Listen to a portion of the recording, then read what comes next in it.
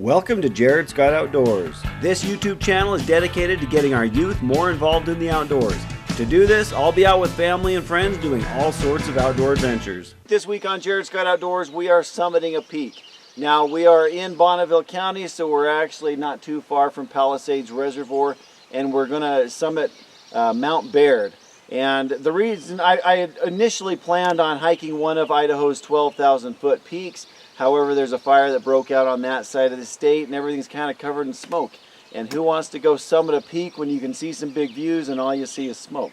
So we've kind of shifted everything over to the east side here of the state where it's still pretty clear, and just found a peak to summit.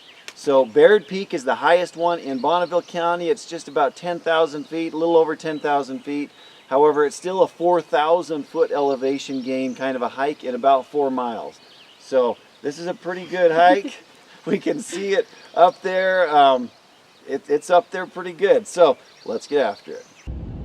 Now, as I mentioned, today we're summiting Mount Baird. This peak is one of the highest points in East Idaho. Located just east of Swan Valley along Palisades Reservoir, the trailhead to Mount Baird is relatively easy to get to. Just take Highway 26 out of Idaho Falls towards Swan Valley. From Idaho Falls, it's only about an hour-long drive to the trailhead. You'll head to Swan Valley and just keep going east right on through the valley and up on past the Palisades Reservoir Dam. Keep driving along the reservoir. You're looking for the Little Elk Creek turnoff, which will catch you by surprise if you're not ready for it. Follow the dirt road all the way to the end. There are a lot of potholes, but if you're careful, I imagine most vehicles can make the drive just fine.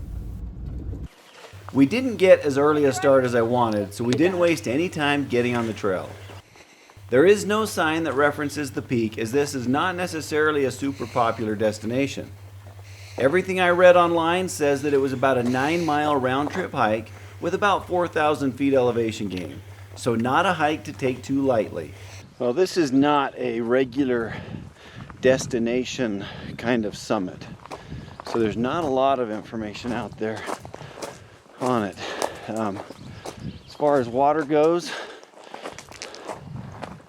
we're not very far to this canyon, and it seems dry. It might not be. There still might be water somewhere, but where we're walking right now is bone dry, so I'm not expecting to have water. I don't know. We all hopefully brought plenty of water, but like I said, there's just not a lot of information out there. It's not a super popular one like Idaho's 12ers are, things like that. So there is just a lot of, well, let's go find out. I know the view should be over Palisades Lake, so let's just go figure out what we got and do some exploring. See if we can find out about this peak. The trailhead starts out at just 6,000 feet, so pretty low, and ends at a bit over 10,000 feet. This trail starts out at the bottom of the canyon and, at least for now, stayed there.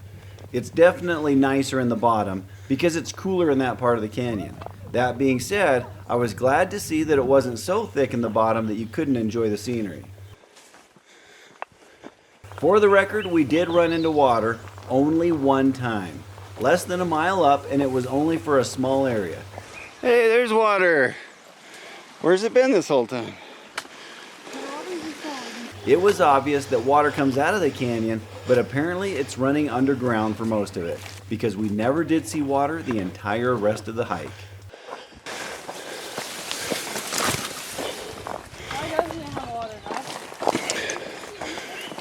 Abby says her watch is saying we've already gone a mile, which I'm not sure about, but either way,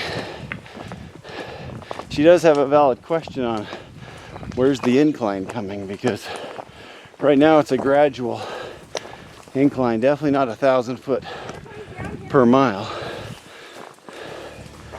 So we're kind of getting nervous about the end, because of course that just means the end is going to be even steeper. Either way, a mile down, quarter of it. These guys are flying up there. Can't hardly keep up with them, but we'll see. At some point it's going to get brutal, I'm afraid.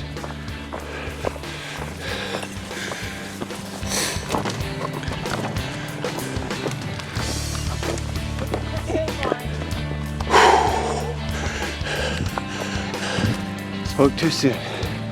We're starting to find the incline.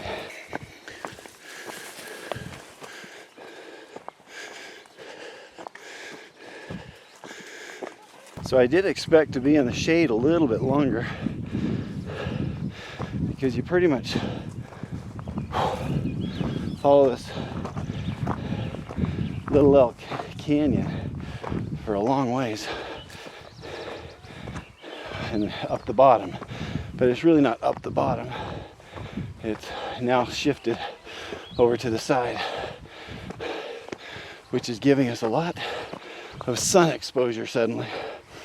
But we're climbing pretty steady now, staying up here off the bottom.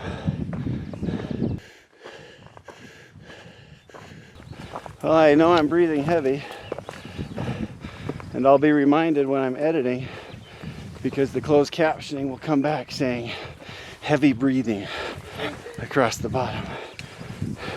But the trail has dropped back down into the bottom, so it's cooler, much nicer. Still, it's a good steep incline, but not steep enough as far as 1,000 feet a mile, so the end will still be pretty brutal, I'm guessing.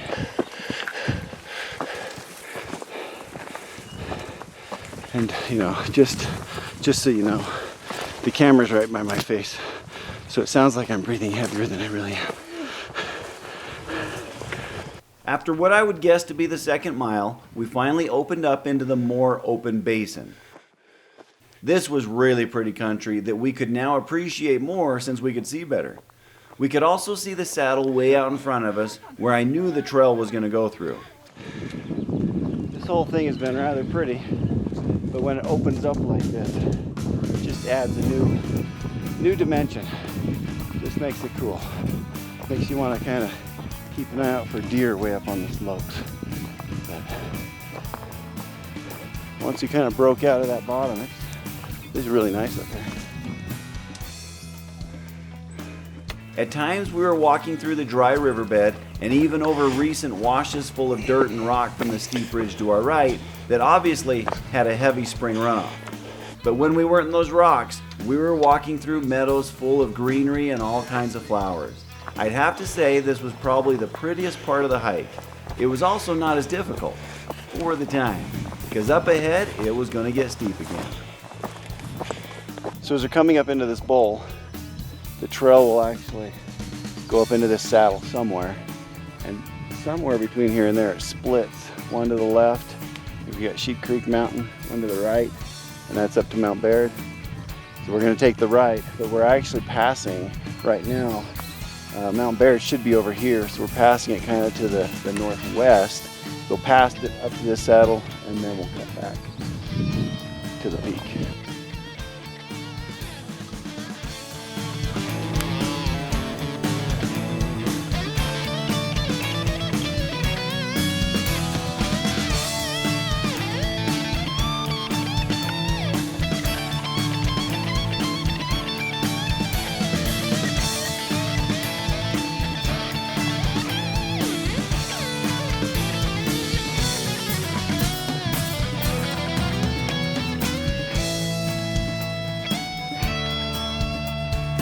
After getting across the basin, the trail started to get steep again. In fact, it got real steep as we started hitting lots of switchbacks. How's it going, Aubrey? I'm here for you out of shape, people. I'm right there with you. I thought I was in better shape than this, honestly.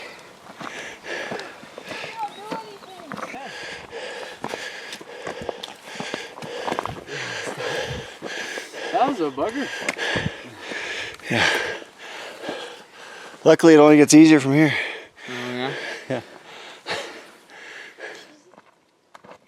The switchbacks have started for real.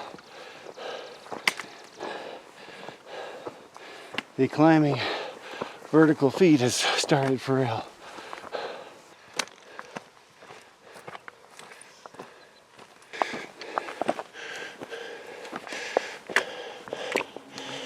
We just plugged along, and eventually, as we got near the top of the saddle, we came across a cairn with a trail to the right and one to the left.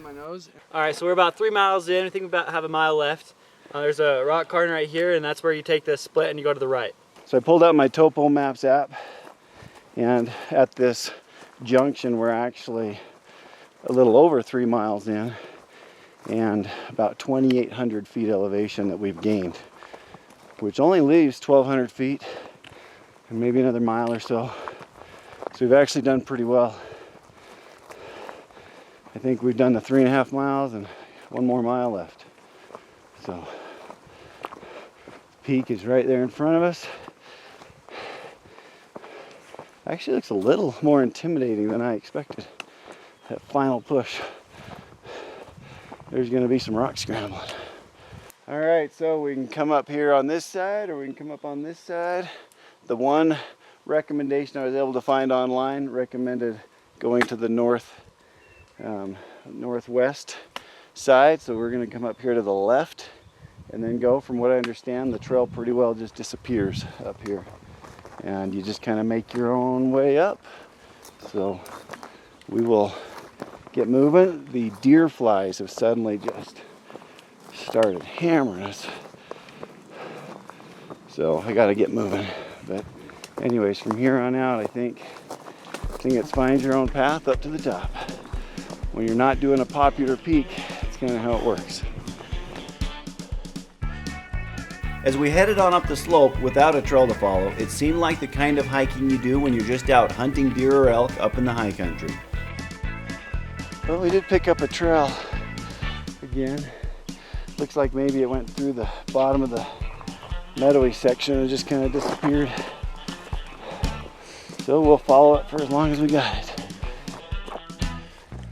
As suddenly as the trail appeared, it disappeared, only lasting 50 to 60 yards. Then it was back to just following the easiest path. Of course, to be clear, there was no easy path. This was steep terrain, and it just kept getting steeper as we went.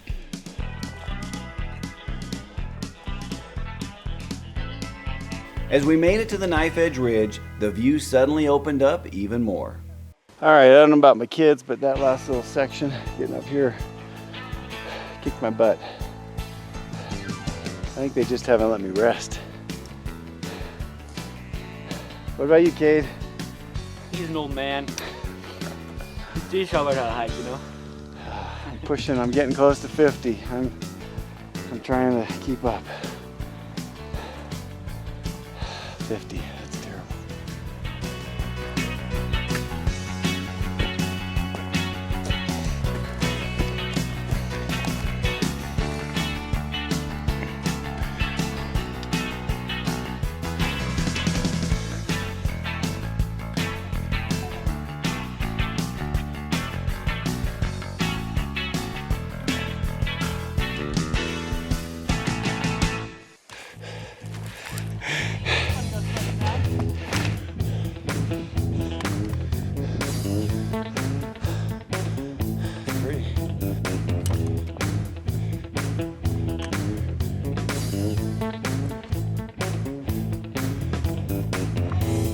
Suddenly we popped out of the trees and into the rocks.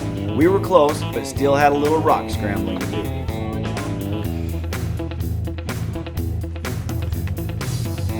Oh, there's...